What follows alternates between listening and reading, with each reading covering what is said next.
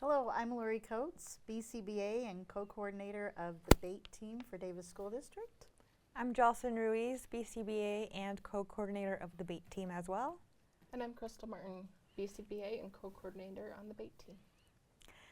And welcome back to the BATE Debate podcast, where our team of behavior analysts talk about behavior in schools and share strategies about responding to situations that may come up when working with students. Today, we are talking about the distinction between can't do versus won't do behavior. This is something that staff often have challenges with, and by looking at it from an ABA perspective, it helps gives us a structured way to look at it without judgment. Crystal, how do we decide if a behavior is a can't do, so a skill deficit, versus a won't do or a performance deficit? Yeah, I think we might consider it a can't do when there's a skill deficit, when the student doesn't have the skill in their repertoire yet.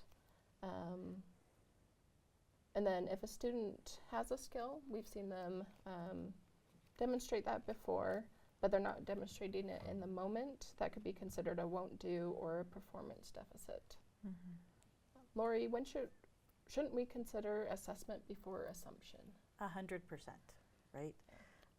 If we assume immediately that a student won't do something, then we end up in power struggles, which we can talk about a little bit later. But if we need to avoid assuming refusal as a matter of will. Mm-hmm. Escaping serves the student in some way, and if we can pay attention to that it's serving the student, then we can intervene more effectively. We need to first ask, like you said a minute ago, do they have the prerequisite skill to meet this demand? And it may not be academic skill, it may be regulation skill, or it may be attention and focus skill. Do they have that yet? Direct assessment, observation, and data collection help us answer this question. And it's really important that we spend time on that. How do motivation and reinforcement then relate to can't versus won't? If a student can do something, they may not be motivated if the reinforcement isn't strong enough, or if competing reinforcers are stronger. So it might be better for the student that this sooner, smaller reinforcement of escaping the task is better than this larger, later reinforcement that my teacher is trying to get me to access at the end of the day. So what's going to take me less effort, and probably that smaller, sooner reinforcement of not doing work is going to be more reinforcing for the student. Another example could be maybe that task feels too effortful or boring compared to alternatives. So, I'd rather sit here on this couch than have to write a paragraph. So what can we do to make it more enticing for the student to want to do the things that we're asking them to do? How would looking at task analysis and error patterns help with this dilemma? Yeah, in a task analysis, we're going to break it down into smaller steps. And if the student is consistently failing or resisting a certain step, then we would see it as a can't do. They don't have the skills to do those little steps, and it's not just a won't do. An example that I can think of would be if a student is working on a multi-step math problem, we could check to see if they are able to complete the individual steps of that math problem independently, and kind of look at it to see if that's where their errors are coming from. Right. What about their environmental variables? Well, we definitely know that environment needs to be considered, and it's a broad consideration when we talk about environment, because the won't may really be about, even if it's a won't and not a can't, right?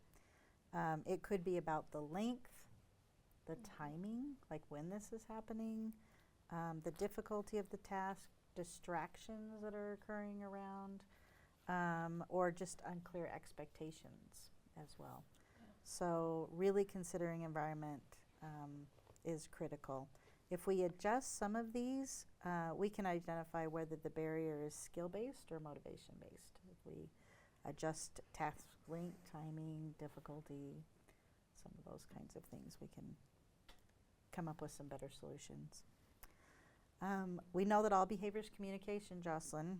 So what should we be looking for when it comes to communication? I know. Sorry, Crystal, that I'm taking your topic I this guess I'll share time. this one. So students' refusal, what looks like won't do is communication. So they might be communicating, I don't understand this. And then we know, okay, this is a skill issue, and we need to address that skill issue. They could also be communicating, this is too hard or this is too much right now. Again, it could be a skill issue. Maybe the task demand is too demanding for them in that moment.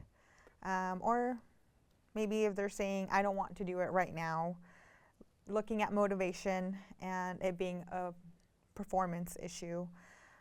So refusal could also be they can't do what's requested because they are dysregulated. So going back to our conversations on dysregulation, when we're in those emotional states, it is harder for us to access those higher thinking areas of our brain, and maybe they're not able to access those areas right now, so they can't perform that demand when we're asking them to.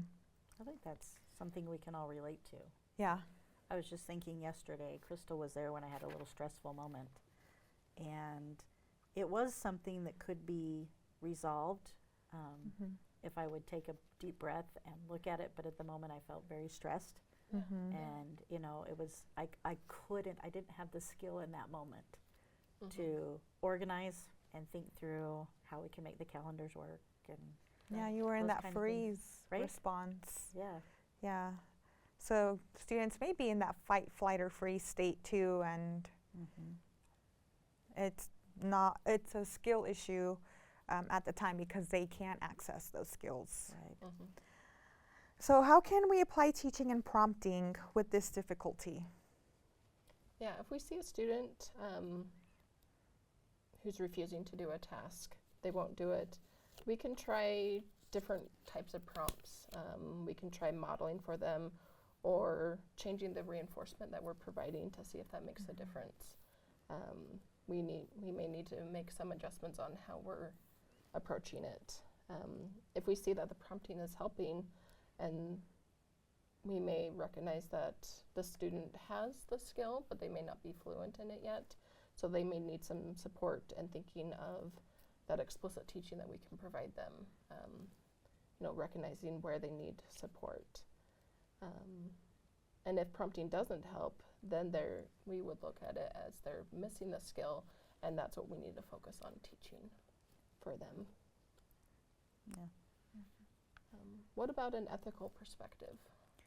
Well, in ABA, right, we would say it's more correct and supportive to assume that a student can't yet, right? So that's where we want to really focus.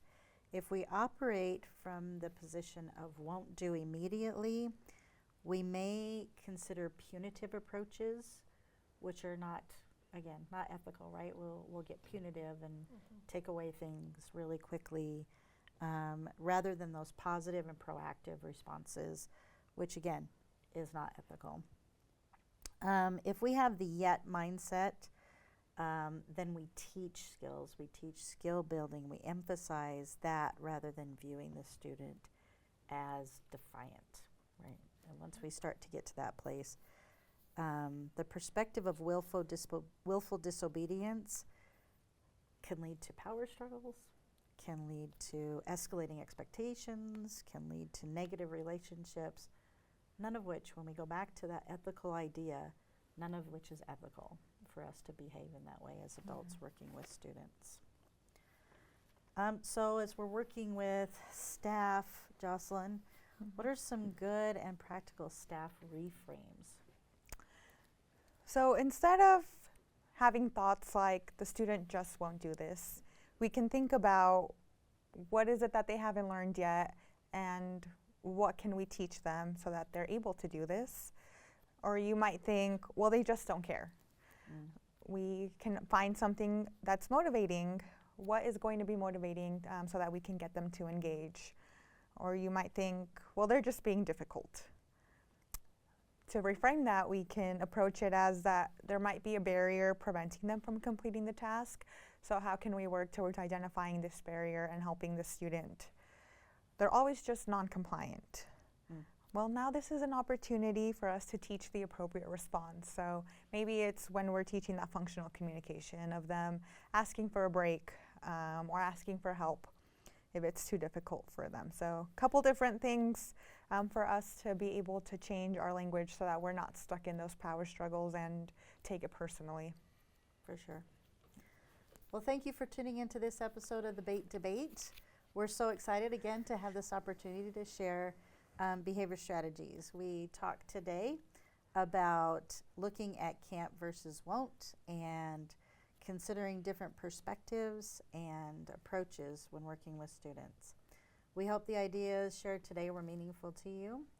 We have lots more to discuss throughout the school year to keep everybody reeled in. Remember that we're on TikTok, Instagram, Facebook, Spotify, and Audible. Like, share, and we'll catch you next time.